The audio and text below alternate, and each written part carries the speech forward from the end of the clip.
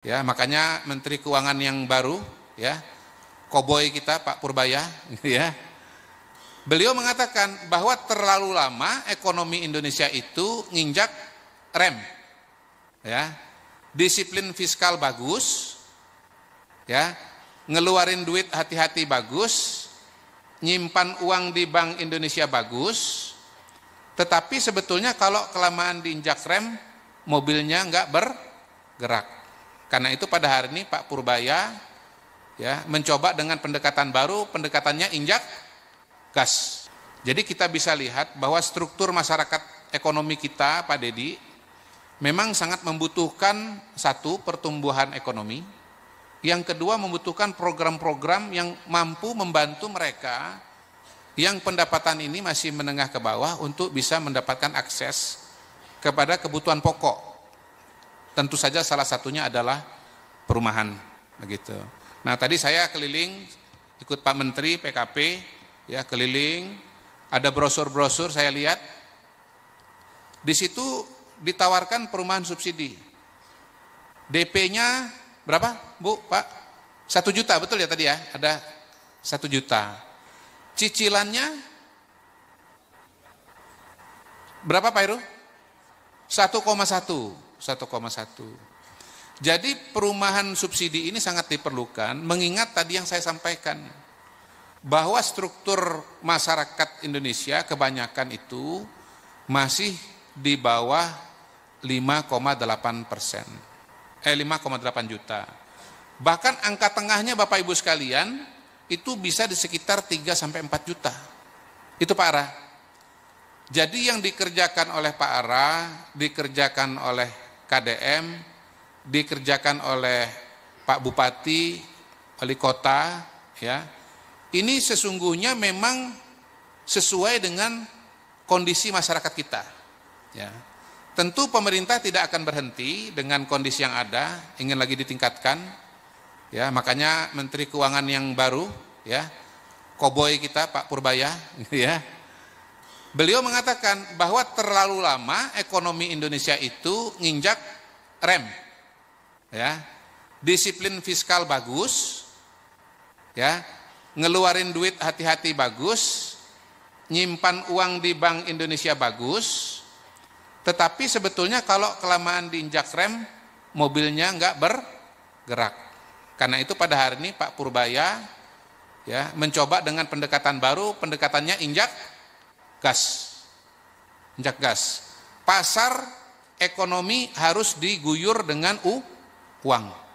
Ada simpanan uang di Bank Indonesia berapa?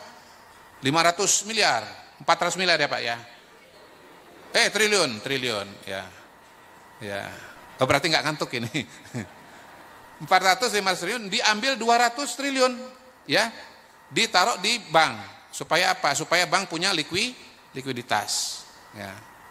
Nah, Pak Ara sebelum ada Menteri Purbaya mindahin duit 200 triliun itu sudah duluan Pak. Beliau ngambil uang dari BI lewat program giro wajib minimum. Tadinya berapa Mas? Dari 5% menjadi 4%, dapat sekitar 130-150 triliun ya Mas ya. Ya, jadi sebetulnya saya mau mengatakan Pak Purbaya memang pinter, tetapi sebetulnya Pak Purbaya keduluan oleh Pak Ara, karena Pak Ara sudah ngambil duluan program seperti itu. Iya.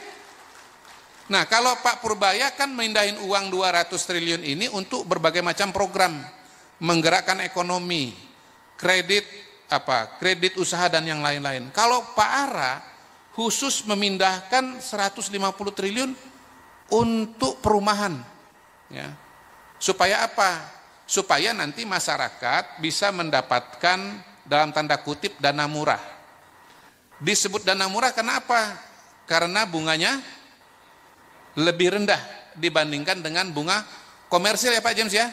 Gitu. Sehingga teman-teman masyarakat berpenghasilan rendah itu bisa mendapatkan akses kepada perumahan dengan lebih mudah.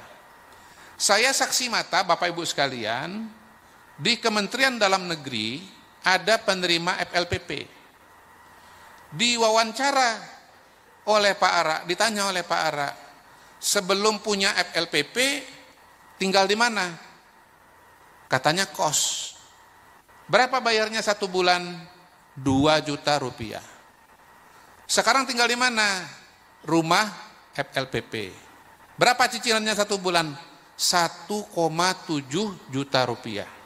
Jadi ternyata di zaman Pak Prabowo, ya, beli rumah lebih mudah daripada bayar sewa. Saya terkejut, terus terang Pak James. Saya terkejut, ya, bahwa kalau dulu itu ada mitos beli rumah lebih mahal daripada sewa, ternyata realitanya sekarang ini adalah beli rumah lebih mudah daripada sewa. Ini adalah terobosan. Ini adalah program yang dikerjakan oleh Pak Ara sebagai menterinya Pak Prabowo. Tugasnya apa? Menyediakan perumahan bagi masyarakat. Mengurangi backlog. Backlog itu apa ya bahasa Indonesianya ya? Atau bahasa Sundanya apa Pak kira-kira Pak? Hah? Ngadek? Ngadek? Ngadek-dek? Mandek? Oh mandek, mandek ya.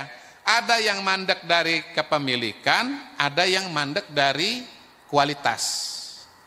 Mandek dari pemilikan itu artinya apa? Belum punya rumah, udah menikah, udah punya anak, tapi belum punya rumah. Entah sewa, entah di rumah mertua indah, perumahan mertua indah. Ya.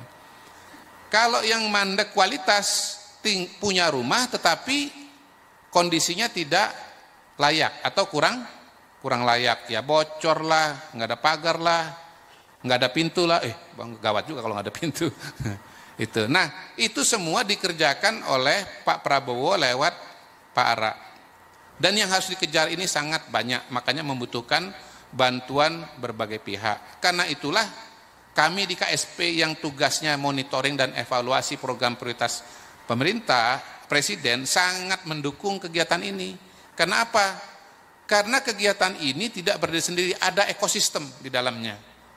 Ada keuangan, ada pemerintah pusat, ada pemerintah daerah, ada BPS, ada pengembang, ya. Dan hebatnya Kementerian PKP pada hari ini bukan cuma mendorong untuk adanya pengembang, bukan cuma mencarikan dana, tetapi juga mengajak untuk meningkatkan kualitas pengembang Indonesia. Sekarang kalau mau jadi pengembang nggak boleh sembarangan, ya Pak Joko ya. Boleh berdiri Pak Joko, boleh berdiri. Nah ini Ketua REI, ya, Real Estate Indonesia, ya. Ini orang Bandung, casing Jawa Tengah. Solo casing Jawa Tengah. Ya, jadi ini orang Bandung casing Jawa Tengah. Beliau ini sangat terbantu karena untuk bisa meningkatkan kualitas para pengembang, kalau cuman REI saja yang berjalan ya Pak ya, banyak yang bandel Pak ya. Tetapi kalau sudah pemerintah kayak Pak Ara, sudah Mas Heru dari BP Perumahan yang turun, nggak ada pilihan. Karena kalau kualitasnya jelek, nggak bakal diberikan akses kepada FLPP, kepada KUR. Betul ya Pak ya? Betul. Gitu. Jadi ini yang namanya ekosistem Pak KDM. Semua berpartisipasi, semua bekerja sama. Ya.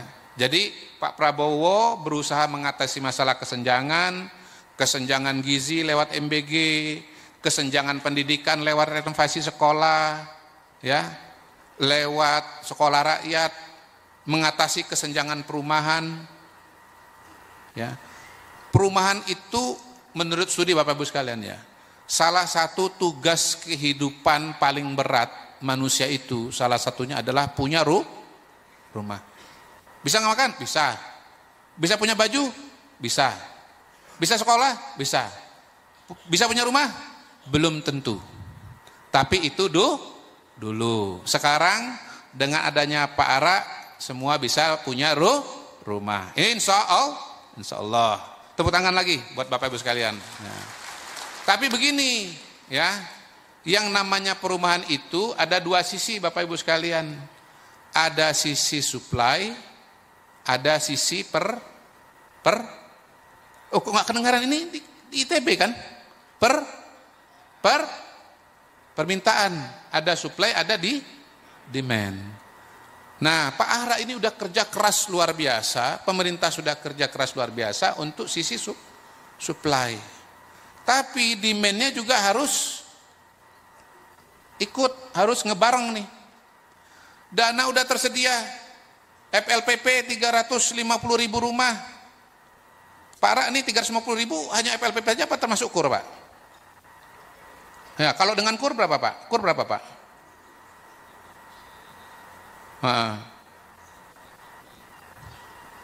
Iya.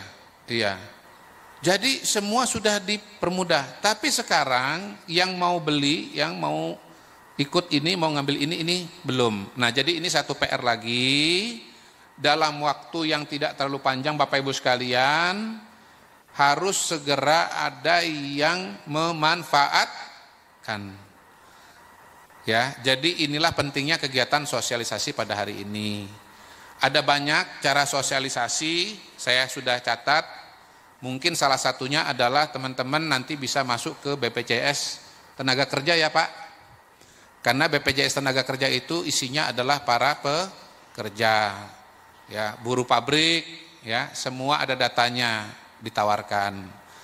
Kemudian tadi disampaikan oleh, saya lupa apa Bu Wini tadi ya, kumpulkan perbankan ya, perbankan terutama yang besar-besar, mereka tuh biasa kirimin ini informasi WA Blast, tawarkan kepada bank-bank yang memang yang besar-besar, BJB, bukan hanya BJB tapi Bank Mandiri, bank yang lain-lain, tawarkan gitu. Tambah satu usul terakhir nih Pak Ara, kalau bisa iklannya itu masuk ke YouTube. Sekarang ada banyak YouTuber yang populer di kalangan Gen Z, di kalangan anak muda. Karena yang paling memerlukan perumahan itu adalah YouTuber Gen Z, ya. Ada nama macam-macam. Ada siapa tuh? Siapa sekarang YouTuber yang populer itu? Saya tahu Jerome Pauline. Ah. Siapa lagi coba? Hah? Apa? KDM. Ya, itu, ya. Itu. Jadi sebetulnya itu Kang hadir di sini itu diminta pasang iklan gitu, tapi gratis. Tapi begini Mas, saya usul, bila perlu sebagian dana itu dipakai untuk biaya iklan, Pak. Bagaimana Anda mau menjual sesuatu tanpa Anda keluar biaya marketing, Pak? Menurut saya itu lumrah, jamak. Pengembang kan gitu kan Mas ya. Mau promo, mau jualan rumah, bikin brosur, bikin apa lagi? Bikin event, bikin iklan, ya. Bikin apa? Bikin tour, gitu. Jadi maaf, menurut saya, hemat saya Pak Ara, dari sekian anggaran yang ada tadi itu, memang mayoritas sekali itu buat bangun rumah. Tapi sebagian juga bisa dipakai untuk marketing, gitu. Nah, kalau mau pasang iklan di TV, ya, nggak ada yang lebih hebat daripada Pak James Riyadi. Beliau pernah pasang iklan yang paling masif dalam sejarah Republik Indonesia. Itu adalah Pak James Riyadi. Jadi menurut saya kalau mau serapan tinggi, ya, sisi demand-nya naik, ya, kita juga harus promosi. Menyediakan sistem betul, menyediakan anggaran pembangunan betul, dana murah betul, tetapi jangan lupa untuk beriklan. Demikian, terima kasih. Wassalamualaikum warahmatullahi wabarakatuh. Ketika ada sesuatu yang tidak benar, kita suarakan. Ya bagaimana semua terangin dia sedungu ini? Ini manusia pecundang yang sangat merugikan bangsa kita ini. Saatnya jadi member eksklusif di channel YouTube Official ID. Tantang lagi para tambah sumpah di atas Al-Quran. Dia pengen masuk TV. Konten-konten premium yang tidak tayang di TV. Live interaction. Halo pemirsa iNews, ini baru selesai. Emoji dan badge spesial. Reakses konten pilihan. Klik YouTube Official iNews. Join member hanya Rp10.000 per bulan.